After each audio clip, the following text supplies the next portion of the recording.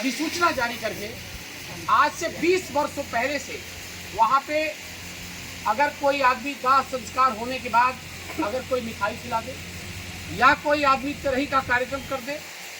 चाहे वह पंडित उसका पूजा कर दे, चाहे खिलाने वाला हो, चाहे जो उसमें दक्षिणा देने वाला हो,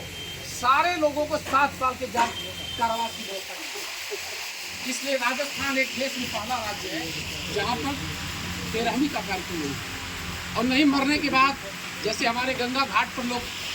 बढ़िया बढ़िया अभी बता रहे थे लोग की मिठाइयाँ खाते हैं, तो ये एक ऐसी प्रथा है कि हम लोगों ने सोचा था कि अगर इस प्रथा को बंद कर दिया जाए तो कम से कम गांव में 90% ऐसे लोग हैं जो बैंक से नहीं तो अपने गांव में ही अमीर लोगों से ऋण लेकर के उधार लेकर के ये कार्यक्रम करते हैं और बेचारा वो कुछ भी खिला दे गरीब आदमी, लेकिन जो खाने वाला है उसको उसका मुंह इतना खराब है कि उसको अच्छा खाना लगेगा, उसको कहेगा कि इसके खाने में ये खराब। अगर वो कुछ भी खिला दे, अपना हृदय निकाल कर दे दे, लेकिन कभी भी उसका खाना लोगों को अच्छा नहीं। तो इस प्रथा को खत्म करने के लिए, समाप्त करने के लिए हमारी जो यादव उत्थान समिति बनी है, मैं उनको बधाई देना चाहता हूँ कि लगभग अभी 10% सफलता पाई है। अभी मैं देख रहा हूँ कि बहुत से गाँव में लोग इसको बड़ा अपना अपमान समझ रहे हैं और मैं जानता हूँ कि तेरही वही कर रहा है कि ज़्यादातर जो अनपढ़ टाइप के लोग, जिनके घरों में शिक्षित लोग नहीं, तो हम लोगों ने कहा था कि भाई अगर गांव का कोई गरीब, अमीर तो नहीं लेकिन अगर कोई गरीब मरता है तो उसको हम लोग इकट्ठा हो, शोक श्रद्धांजलि हो और उसको जितना हम लोग आर्थिक सहयोग कर सकते हैं उसको आर्थिक सहयोग करें। कम से कम उसके घर में बच्चियां होंगी, उनकी शादी करनी होगी, बहुत से बच्चे होंगे उनका फीस के अभाव में एडमिशन नहीं हो रहा होगा, बहुत से लोग मजदूरी करके अपना किसी तरह से 2 वक्त की रोटी और रोजी दिलाते हैं। प्रधान जी तो चलिए सक्षम आदमी, लेकिन बहुत से ऐसे लोग हैं जो तेरही नहीं कर पाते। तो हम तो कह रहे हैं गरीबी आदमी क्यों, हमारे आप जैसे लोग भी तेरही न करें तो ज़्यादा बेहतर होगा। और मैं देखा हूँ कि काफ़ी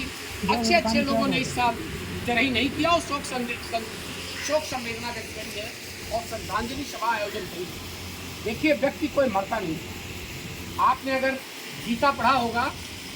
तो वासांश से जीर्णानि यथा विहाय नवानि गृह्णाति नरो प्राणी तथा शरीराणि विहाय जीर्णा नन्यादि सन्यादि नवानि देवी। यानी जब कोई आत्मा मरती है तो आत्मा अजर और अमर, केवल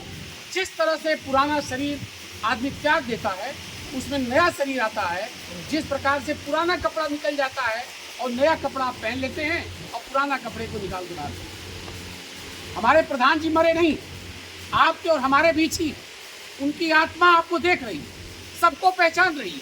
सबको जान रही है कि कौन व्यक्ति मेरे बारे में क्या बात कर रहा है, कौन हमारे बारे में अच्छा सोच रहा है, कौन हमारे बारे में खराब सोच रहा है। तो हम तो बहुत ज़्यादा बात न करके मैं ये चाहता हूँ, मैंने तो ये कहा था केवल तेरही नहीं, कुछ चीज़ों पर ध्यान दिया जाए। हमारे समाज के साथ साथ पहले तो आप अपने समाज को ही बेहतर करिए, फिर दूसरी जातियों में जाइए, दूसरे वर्ग में जाइए, पहले अपने समाज में करिए कि घर में कम से कम ऐसा हो, चाहे गरीब हो चाहे अमीर हो, अगर गांव वाला उसकी मदद नहीं कर सकता है तो मैंने तो ये भी कहा था कि इसको राष्ट्रीय और अंतर्राष्ट्रीय और जिला लेवल का मत बनाइए, पहले अपने ही तहसील को लीजिए, 2-3 तहसीलें हैं इसको शामिल करिए और इसमें हर गरीब के बच्चे को अच्छी से अच्छी शिक्षा देने का प्रयास किया जाए।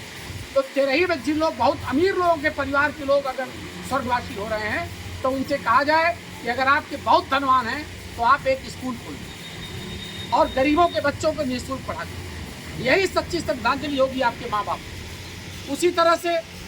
अगर आपके पास बहुत पैसा है तो आप गांव में एक लड़के को गोद लीजिए जो सबसे तेज लड़का पढ़ने में हो और गांव का सबसे गरीब हो, उसको एक अमीर आदमी 5 लोग मिलकर उसको गोद ले लें, उसको हाई स्कूल कराएं, उसको इंटरमीडिएट कराएं, उसको बीटेक कराएं, उसको एमटेक कराएं, उसको आईएएस बनाएं, उसको पीसीएस बनाएं और जितना आप भुगतान करे रहेंगे वो लड़का अगर सेलेक्ट हो जाएगा तो ब्याज सहित आपको समाज को अदा कर। तो अगर हर गांव में आप लोग तय कर लीजिए कि तेरही का कार्यक्रम ना करके पहले एक गांव के सबसे गरीब लड़के को पढ़ाया जाए, एक गरीब लड़की की शादी की जाए,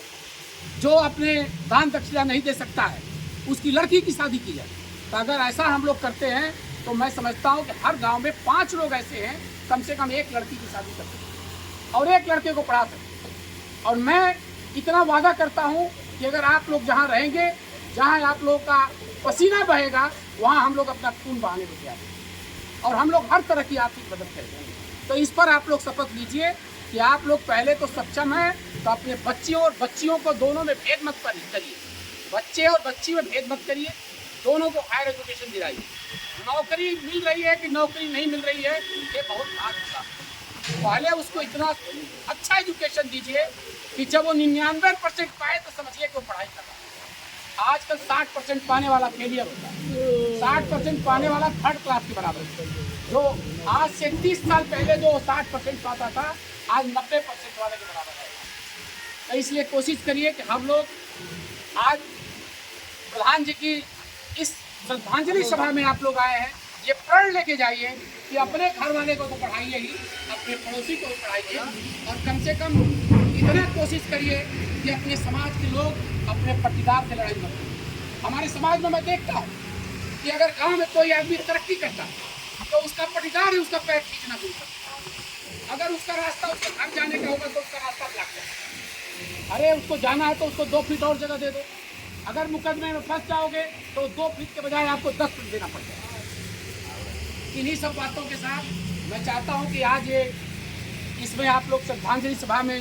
सब लोग आप आए हैं, सब लोग श्रद्धा सुमन अर्पित करिए। और मैं अपनी तरफ से पुनः एक बार आपको नमन करता हूं, माता जी को नमन करता हूं और सारे लोगों को मैं धन्यवाद देता हूं कि आप लोग एक छोटी सी बात हम लोग को सुना, इसके लिए आप लोगों को बहुत बहुत धन्यवाद।